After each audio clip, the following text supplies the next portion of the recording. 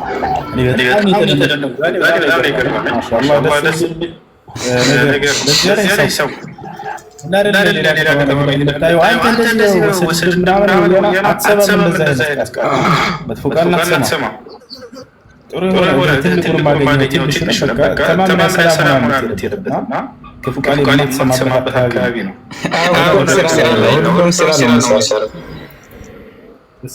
ማሻአላህ አላህ ይጨምርላቸው።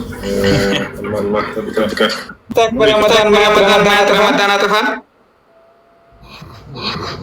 ክፉ ነገር እንዳታይ ክፉ ነገር እንዳታይ ተዘንገር በረመዳን ውጭ ቢሆን ክፉ ነገር እንዳታይ ይጠፋል ወይ ከተባለ ምንዳን ይቀንሳል። እዚህ ሙሉ በሙሉ ምን አያጠፋውም።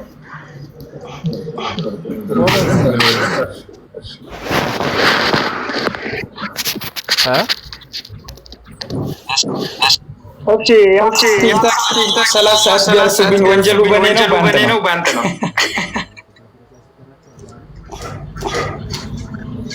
ኦኬ 30 ሰዓት አለባቸው።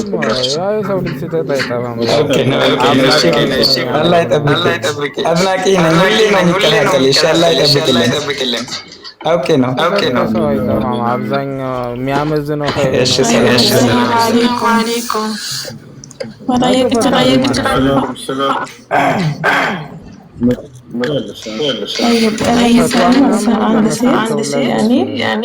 በረመዳን ፕሬድ ቢመጣበት ማለት ነው ሱብሂ ሰላት እና ደግሞ ሌሊት ላይ ልክ ሊነጋ አንድ ሶስተኛ አካባቢ ያስተን ማስገብ ምናምን አለብን አይደል? ሌላ ጊዜ የምታደርገውን ነገር ለምሳሌ ፕሬድ ላይ ከሆነ ተነስታ ቁጭ ብላ ወይ በስልኳ ቆርቆርበትን ታጥበዋለች። ግን ያኔ ቁጭ ብላበት የሰላት ለብሳ ችግር አለው ወይ? ያኔ ዱዓ ተቀባይነት አገኛል። አዎ ሴት ልጅ ሆና ዱዓ ማድረግ ትችላለች። ሐታ ቁርአን ጉዳይ ነው አራት ሐሳብ ቢኖርም ትክክለኛ በሂፍዟ ሞባይል ትችላለች። طيب يعني مسكجاله مقامه ችግር የለውም። ያን መስገጃ ማተባለም ችግር የለውም። በዚያው ጀዛከላሁ ኸይራ ገስት ከላስቶሪ ነው በኋላ ነው ይችላል። ወላሂ መስላል ወላ ግን አልገባም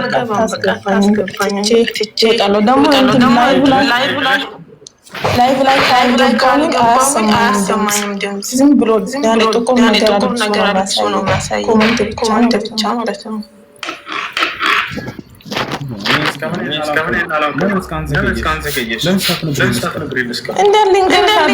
አልገባሁማ በጣም አስገባነሽ ለነገርሽ እናመሰግናለን። ሌላው በጣም ደስ ይለኛል። እውቀት ላይ አላህ ይጠብቅ። በሰሩት ነገር አንተ ወንድሞችም እህቶችም ሰላም አለይኩም። እሺ وعليكم السلام ورحمة الله وبركاته. ودي الحمد لله دهنا ዛሬ የነበረኝ እሱ ብሎ አሳጥሮ ነው። ነቀስ ሁለት ጥያቄሽ ምንድን ነው? በጣም ወዳለው መጀመሪያ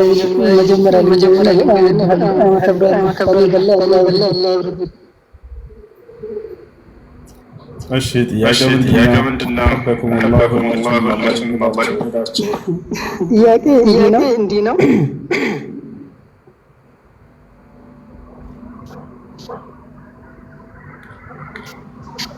እሺ ወደ መስጊድ እየሄድኩ ነው።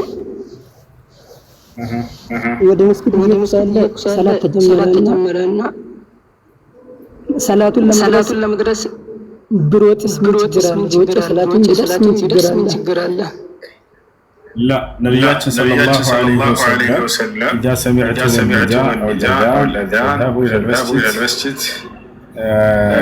وأنتم يعني بالسكينة والوقار وعليكم بالسكينة والوقار كما قال النبي صلى الله عليه وسلم አደራረጋ ብላችሁ ሄዳችሁ ስገዱ አላህን የምትፈሩ የተረጋጋችሁ ናችሁ ብለዋል። መሮጥ አስፈላጊ አይደለም። ቀስ ብለህ ትሄዳለህ፣ የደረሰልህ ትሰግዳለህ፣ ያመለጠህ ደግሞ ለእሱ ሲያሰላምትና ሲጨርስ ጊዜ አንተ ተነስተህ ታሟላለህ ማለት ነው። አንድ በጣም መጥፎ ነገር ለመስራት አስባለሁ በልቤ ውስጥ ማለት ነው። አስቤው ያን ነገር ለማድረግ አስባለሁ ግን አልሰራው። ያ ነገር እንዲታይ አላህ ሲፈኛል ወይ ወንጀሉ ካልሰራው አስባለሁ በልቤ ውስጥ አትሰቡ ከም ነገር ማሰብ ራስን ጊዜ አድርግ። النفس إن لم تشغل بالخير أو بما ينفعها أشغلتك بالشر أو بما يضر. وقال الإمام ابن القيم رحمه الله تعالى ابن القيم የተባሉት ነፍስህን በጥሩ ነገር ጊዜ ካላደረግህ እርሷ በመጥፎ ነገር ጊዜ ታደርግሃለች። ስለዚህ መልካም ነገር የምታስብበት ነገር ፈልግ። እውቀትን መማር ይመስል ከጥሩ ጓደኞች ጋር በመገናኘት መልካም ነገርን መስራት ይመስል እንደዚህ አይነት ነገር ላይ ራስህን መጥፎ ነገር እንድታስብ አታደርግም። እና ያ ሰውዬ በማሰቡ እንደ ወንጀል እንደሰራ ይጻፍበታል ወይ አይጻፍም? لها ما كسبت وعليها ما اكتسبت على الله. وأنم نفس يسرج ነገር አለላት የሰራችው ወንጀል አለባት ያሰበችው ስላ ያሰበውን የሰራችው ባይዝበት መልካም ነገር ብታስብ ግን ይጻፍላል። የአላህ ተሩባት ያሳያል። ምን ያክል ምን ያሳያል ላይ ስተወር ጊዜ ነው ወንጀል ይጻፍ። እሺ ወላሂ ወንድም ጀዛከላህ በጣም በጣም ደስ ብሎኛል። ዛሬ ስለገባሽ በጣም ደስ ብሎኛል። آمين مرحبا وعليكم السلام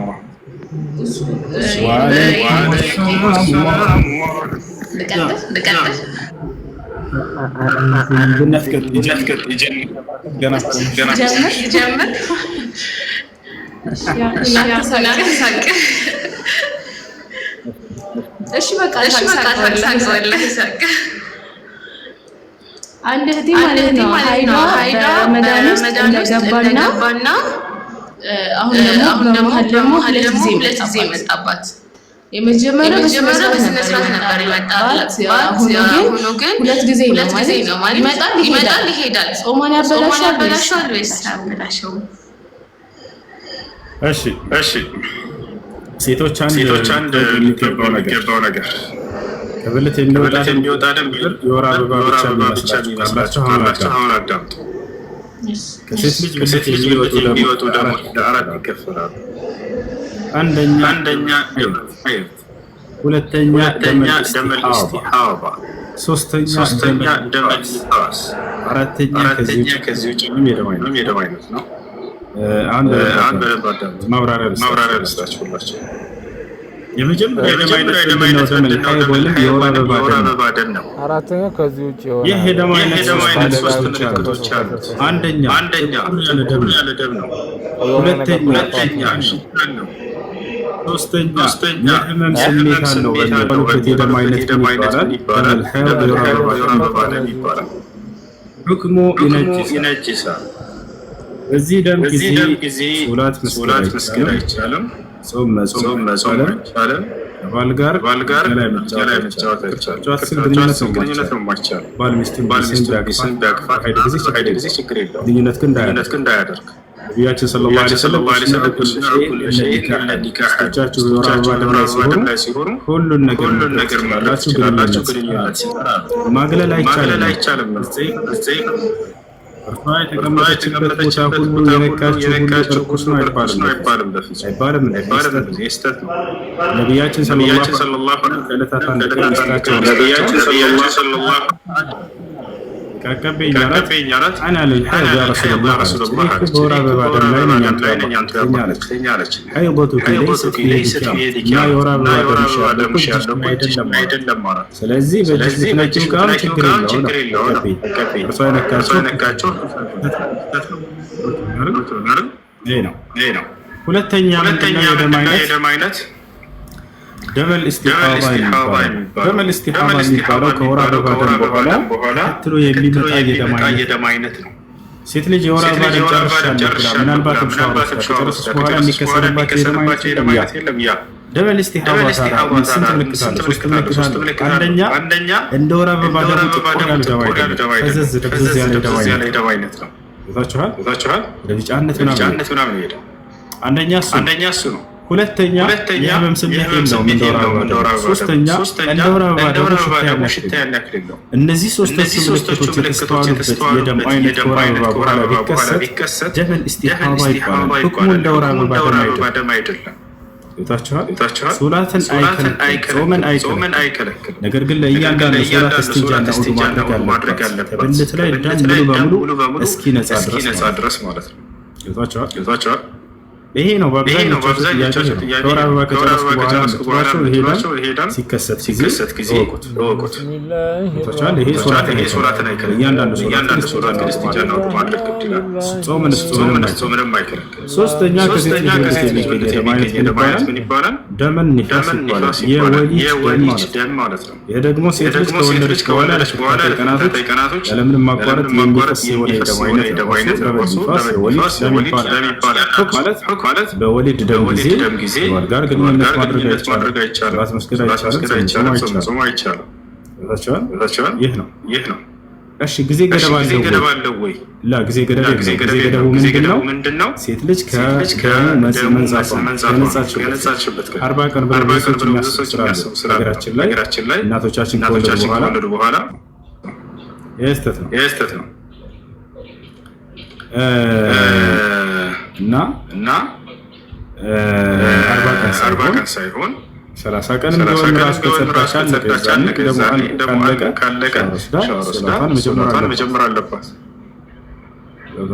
ከአርባ ቀን የሚያልፍ ከሆነ እሱ የህመም ደም ያልፈው ዘንድ ከአርባ ቀን በኋላ የሚቆይባትና የሚቀጥል ከሆነ የዚህ አይነቱ ደም አራተኛ የደም አይነት የህመም ደም። ስለዚህ ያ ሶላትን አይከለክልም። ልክ እንደ ደም ኢስቲሃባ እስቲንጃና ውዱ እያደረገች ሶላትን ትቀጥላለች ማለት ነው። እና ይሄን ይመስላል። እነዚህ ናቸው።